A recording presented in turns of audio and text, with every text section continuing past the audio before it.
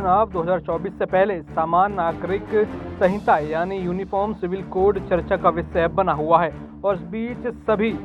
इस विषय को लेकर चर्चा कर रहे हैं और देखा जा रहा है कि पक्ष विपक्ष सभी अपनी प्रतिक्रिया इस मामले पर रख रहे हैं। माना जाए कि 2024 से पहले यहां पर बीजेपी ने एक विषय दे दिया है जिसके बीच पक्ष विपक्ष पूरी तरीके से उलझ गया है और 2024 से पहले उन्होंने एक अपना बड़ा तुरुम का इक्का जिसे माना जा रहा है यूसीसी उसको खेल दिया है, क्योंकि पिछले कई सालों से जो है हिंदू संगठनों द्वारा और कई लोगों द्वारा जो है यूसीसी की मांग हो रही थी और मोदी सरकार लगातार कहीं ना कहीं इस पर विचार भी कर रही थी, लेकिन इसका ऐलान नहीं किया गया था। लेकिन जैसे ही 2024 चुनाव सामने आया और विपक्ष की बैठक हुई तो मोदी सरकार चिंता के मारे यूसीसी का हथकंडा अपनाने लगी और अब देखा जा रहा है कि एक मुद्दा उन्होंने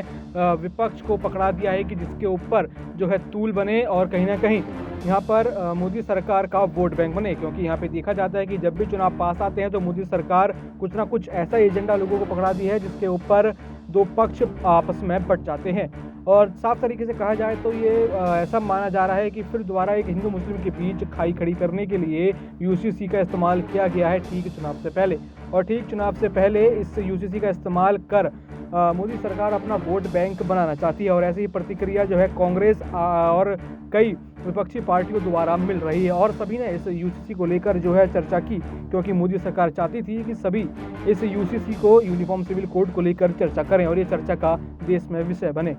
और इस बीच कांग्रेस नेता सलमान खुर्शीद ने समान नागरिक संहिता को लेकर एक बड़ा बयान दिया है। कांग्रेस नेता ने कहा कि समान नागरिक संहिता के लिए देश में के कानून में परिवर्तन लाना होगा। उत्तराखंड क्या कर रहा है हम नहीं जानते। इसके साथ ही उन्होंने कहा कि 2024 चुनाव को देखकर यह किया जा रहा है। कांग्रेस नेता ने कहा कि इतिहास बदलने वाले ही बदल जाते हैं, एक ऐतिहासिक संस्था को बदलने की क्या आवश्यकता है। तो लगातार देखा जा रहा है कि कांग्रेस और अन्य पार्टी इस पर अपनी प्रतिक्रिया देती हुई नजर आ रही हैं और इस पूरे मामले पर कपिल सिब्बल का भी रिएक्शन आया। उन्होंने कहा कि चुनाव से पहले आखिर कैसे मोदी जी को जो है मुस्लिमों की याद आ गई और मोदी जी मुस्लिमों के मसीहा बन गए और इससे पहले जो अत्याचार मुसलमानों पर हुए वो भूलना नहीं चाहिए कि मोदी शासन में ही मुसलमानों पर कितने सारे अत्याचार हुए थे। और ये मुद्दा भी देखा जाए तो पिछले कई सालों से जो है चुनावी मुद्दा बना हुआ था और लोगों के बीच इसकी अच्छी खासी चर्चा हो रही थी और अब फिर दोबारा इसी चर्चा को लेकर सभी सामने आ गए हैं। सभी ब्यूरोक्रेट्स बुद्धिजीवी इस विषय को लेकर बातचीत कर रहे हैं और समझा रहे हैं कि आखिर इस बिल का क्या फ़ायदा है और किस संप्रदाय पर इसका क्या नुकसान होगा। लेकिन देखा जा रहा है कि सिर्फ